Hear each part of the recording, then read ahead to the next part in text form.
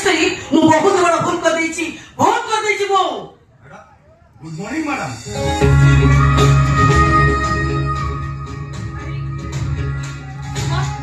ତମେ ଏତେ ଶୀଘ୍ର ଚାଲି ଆସିଲ ଯେ? ମ୍ୟାଡାମ ଏବେ ତ 10ଟା ବାଜିଲାଣି। କିଛି ଚା କି କଫି? No thanks madam. ଟିକେ ଡକୁମେଣ୍ଟ ଚେକ୍ କରିଦେବେ। ଡକୁମେଣ୍ଟ ଚେକ୍ କରିବା କିଛି ଆବଶ୍ୟକ ନାହିଁ।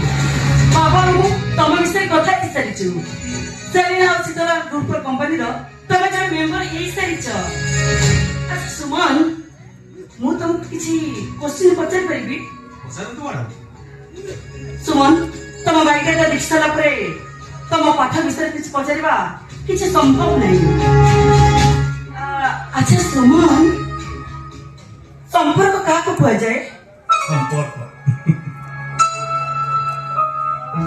ସମ୍ପର୍କ ଗୋଟିଏ ଅଜବ ଶବ୍ଦ। ବିଶ୍ୱାସ ନ ହେବା ଯାଏ ଆରମ୍ଭ ହୁଏନି କି ଧୋକା ନ ଖାଇବା ପର୍ଯ୍ୟନ୍ତ ଶେଷ ହୁଏନି। ସବୁଠି ସେଲ୍ଫି ଶିଖିଏ।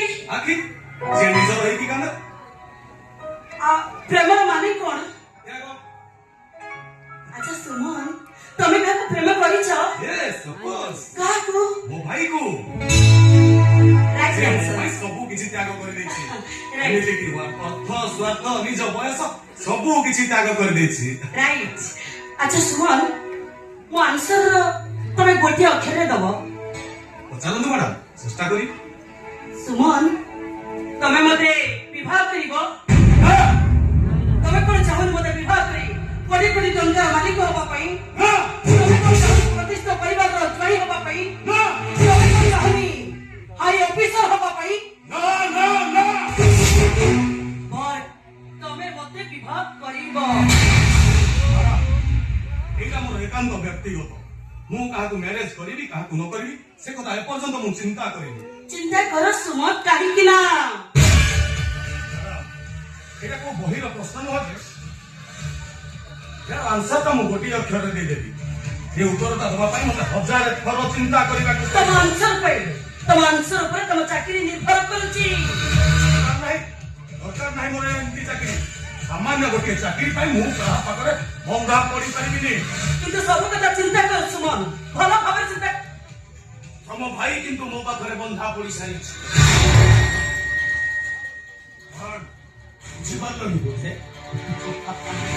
ମାନେ ତମର ପାଠ ପଢା ପାଇଁ ଯେତେ ସବୁ ଟଙ୍କା ଖର୍ଚ୍ଚ ହେଇଛି ସବୁ ଟଙ୍କା ମୁଁ ସେ ସବୁ ଟଙ୍କାର ହିସାବ କଲେ ତମ ବସ୍ ମିଳିଯିବ। ସବୁ ମିଛ, ଏସବୁ ସତ। ଏଇ ବାବୁଙ୍କ ଟଙ୍କାରେ ପାଠ ପଢି ତୁ ମଣିଷ ହେଇଛୁ। ଆରେ ସୁମନ, ଦୟା ତାଙ୍କୁ ତାଙ୍କ କଥା ମାନିବାକୁ ପଡିବ। ଆରେ ଭାଇ, ଏମିତି ଗୋଟେ ଅସମ୍ଭବ କଥାକୁ ମୁଁ କେବେ ବି ମାନିପାରିବିନି। ଆରେ ଏତେ ବଡ ସହରରେ ମୁଣ୍ଡ ଗୁଞ୍ଜିବାକୁ କେହି ଟିକେ ଜାଗା ଦେଲେନି। ଏଇ ବାବୁ ଦେବଦୂତ ସାଜି ଆମ ସାମ୍ନାରେ ଠିଆ ହେଲେ। ଆମକୁ ରହିବାକୁ ଜାଗା, ଖାଇବାକୁ ଦାନା, ତତେ ପାଠ ପଢିବାକୁ ଟଙ୍କା ଦେଲେ। ଆରେ ସେ ଯେତେବେଳେ ଆମ ମୁଣ୍ଡରେ ସୁନା କଳସ ଢାଳିବାକୁ ଯାଉଛନ୍ତି ତୁ ତାକୁ ମନା କରୁଛୁ? ତାଙ୍କ କଥା ମାନି ଯା ରେ ସୁମୁଆ। ଭାଇ ତମେ ଯାହା କହିବ ମୁଁ ସବୁ ମାନିବି, କିନ୍ତୁ ଏଭଳି ଗୋଟେ ଅସମ୍ଭବ କଥାକୁ ମୁଁ କେବେ ବି ମାନି ନେଇ ପାରିବିନି।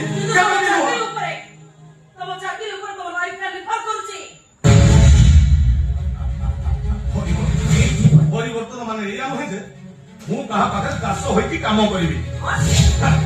ମୁଁ ଆସିଥିଲି ଆପଣମାନଙ୍କ କମ୍ପାନୀର କେମିକାଲ ସେକ୍ସନକୁ ଡେଭଲପ କରିବା ପାଇଁ। ଆପଣମାନେ ମୋ ପାଇଁ ଅଜବ ସର୍ତ୍ତ ସବୁ ରଖୁଛନ୍ତି। ଏଇଭଳି ଅସମ୍ଭବ ସର୍ତ୍ତକୁ ମୁଁ କେବେ ବି ମାନି ନେଇପାରିବିନି, କେବେ ବି ନୁହଁ।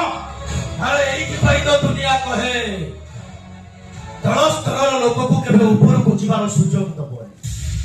କାହିଁକି ନା ଏ ବେଇମାନ ମଣିଷ ଗୁଡାକ ସିଡିକୁ ଭରସା କରି ଛାତ ଉପରକୁ ଉଠି ସାରିବା ପରେ ସିଡି କଥାକୁ ସମ୍ପୂର୍ଣ୍ଣ ଭୁଲି ଯାଆନ୍ତି। ଆରେ ମୁଁ ଭାବିଲି ମୋ ଭାଇଟା ବହୁତ ପାଠ ପଢିଛି। ଏ ମୂର୍ଖ ଭାଇଟାକୁ ପାଠୁଆ କଥା ଶୁଣେଇମ। ଭାଇ ମୁଁ ଭାବୁଛି ତୁ ବେଶୀ ବେଇମାନି ପାଠ ପଢିଛୁ। ମୋ କଥା ଟିକେ ଶୁଣ ଭାଇ। ଆରେ କଣ ଶୁଣିବି ଭାଇ, କଣ ଶୁଣେଇବୁ, କଣ କହିବୁ ମତେ? ଯାହାଙ୍କ ଟଙ୍କାରେ ପାଠ ପଢି ତୁ ମଣିଷ ହେଇଛୁ ତାକୁ ବେଇମାନ କରୁଛୁ। ବଡ ଚାକିରି କଲେ ଏ ଭାଇଟାକୁ ତୁ ଗଇଠା ମାରିବୁ। ଭାଇ ଭାଇ ଏମିତି ମୁଁ କେବେ କରିପାରିବିନି। ଗଲିଆ ମାରି ଆଗକୁ ରଚନା ପଛର କଳି ଏ ଧନାଦନ ମାର କାଳି। ଏ ବାବୁଙ୍କ କଥା ନ ମାନିଲେ ତୋ ସହିତ ଆଜିଠୁ ମୋର କୌଣସି ସମ୍ପର୍କ ନାହିଁ। ଆଜିଠାରୁ ତୁ ମୋ ପାଇଁ ମରିଯାଇଛୁ ମରିଯାଇଛୁ।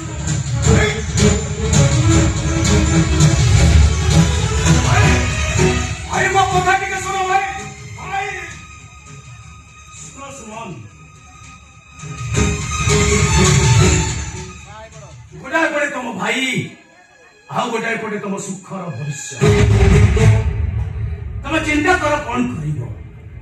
Chance never come back again my boy. Chance never come back again.